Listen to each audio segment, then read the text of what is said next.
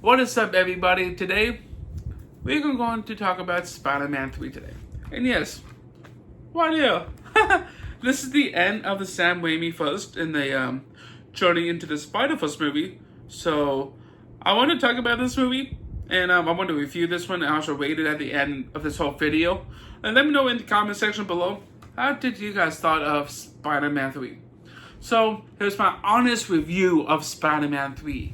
So, this movie has some ups and downs. Like, it has a good story, that's one thing. Like, we have the continuous feud beyond with Harry and Peter.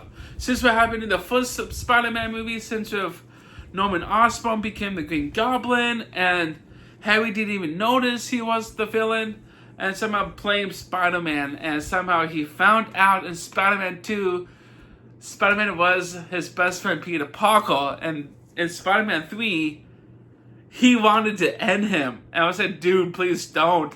Like, I love the feud beyond with Harry and Peter. Like, that feud, the conflict, and the fight scenes was somehow really intense because they were best friends in Spider-Man 1.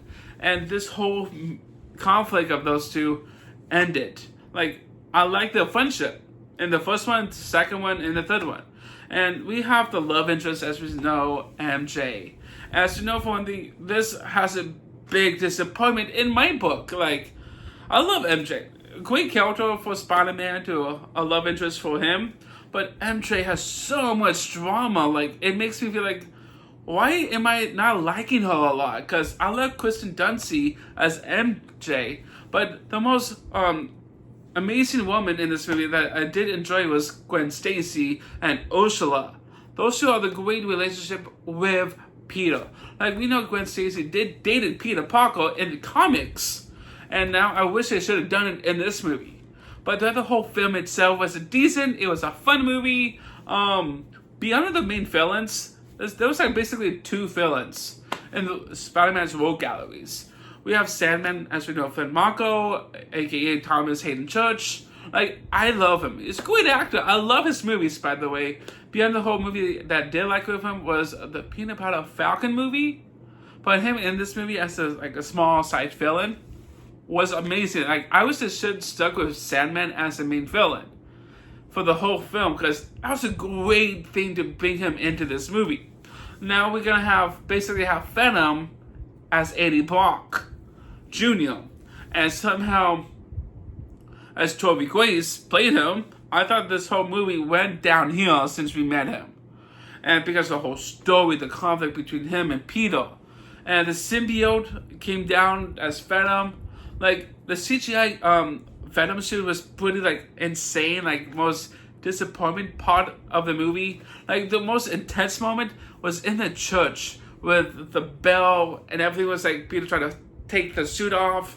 That was one moment that I did like. That was a cool scene when Eddie Brock got the symbiote all over his whole body and become the mastermind Venom. As we know, for one thing, the final battle was amazing. There's some good moments that I did like, but in the end of this whole film, like, it was okay. It wasn't not my favorite Spider-Man 3 movie, but it did have a good story, like a good strong suit to end Spider-Man 3 for Sam Raimi and everything else. Like, we finally now, Harry became friends with Peter to take down Sandman and Venom, and it did have a sad ending because we lost Harry and as a new Goblin. The whole thing really came out really strong in the end. But for me, if I want to rate this film, I really have to give this like a 6.5 out of 10. Like, it was a fun film. I like it just a little bit. The story arc was a bit somehow really interested, but this whole film was okay. Thank you for coming into my channel here tonight, guys. If you guys enjoy my Butch video reviews of movies, any fun topics, be sure to subscribe to my channel down below.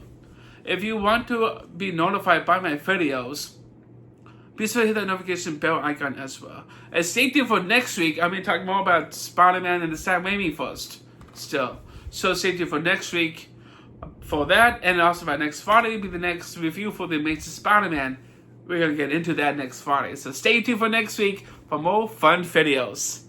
Bye, everyone.